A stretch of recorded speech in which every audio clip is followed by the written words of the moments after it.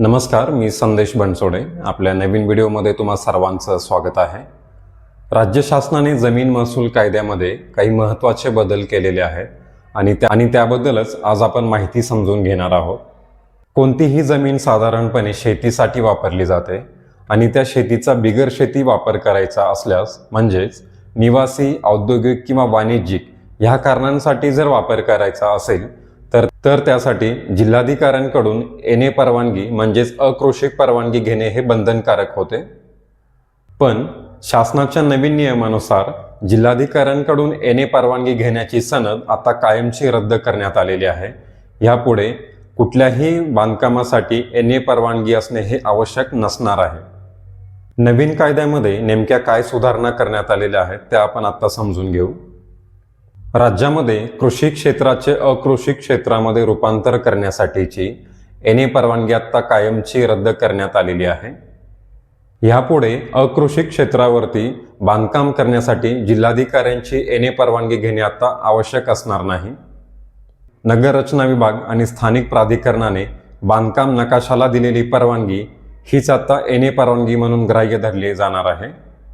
NA परवानगी रद्द झालेली असताना यापुढे बांधकाम परवानगी कशी मिळवायची ह्याबद्दल आपण आता माहिती समजून घेऊ. बांधकाम परवानगीसाठी अर्जदाराला महाराष्ट्र प्रादेशिक नियोजन व नगररचना अधिनियम यांनी नियुक्त केलेल्या संबंधित प्राधिकरणाकडे अर्ज करता येणार आहे. संबंधित जमीनधारक आपला अर्ज नगरविकास विभागाने विकसित केलेल्या बिल्डिंग प्लॅन मॅनेजमेंट सिस्टीम म्हणजेच BPMS किंवा ऑटो DCR द्वारे ऑनलाईन अर्ज करू शकणार आहेत. अकृषिक वापराकरिता परवानगी देताना सदर जमीनधारकांकडून एकरकमी रूपांतरण अधिमूल्य म्हणजेच कन्व्हर्जन प्रीमियम भरून घेण्यात येईल आणि त्यानंतरच बांधकाम परवानगी देण्यात येणार आहे.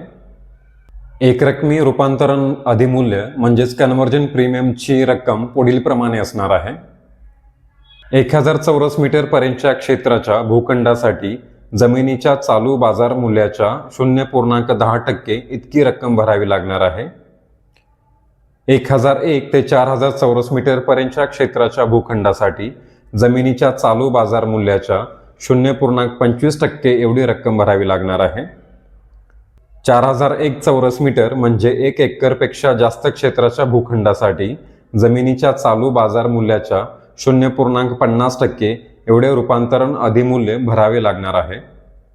ह्या प्रक्रियेमध्ये आणखी 2 महत्त्वाच्या सुधारणा करण्यात आलेल्या आहेत. संबंधित प्राधिकरणाकडून बांधकाम परवानगी मिळताच महसूल विभागाच्या संगणकीय प्रणालीद्वारे 7/12 उतार्यावरती आपोआप फेरफार नोंद करून घेतली जाणार आहे. 10 फेब्रुवारी 2026 पासून म्हणजे एनए प्रक्रियेत सुधारणा करण्याचा शासन निर्णय लागू झालेल्या दिवसापासून बिनशेती झालेल्या मिळकतीवर दरवर्षी आकारला जाणारा अकृषी कर देखील रद्द करण्यात आलेला आहे. ह्यापुढे असा कोणताही कर आकारला जाणार नाही. एनए प्रक्रिया किंवा बांधकाम परवानगी मिळवण्याच्या ह्या प्रक्रियेमध्ये झालेल्या बदलाबद्दल आपल्याला काय वाटतं हे कमेंट बॉक्समध्ये नक्की सांगा. त्याचबरोबर हा व्हिडिओ तुम्हाला कसा वाटला हे देखील कमेंट बॉक्समध्ये नक्की सांगा.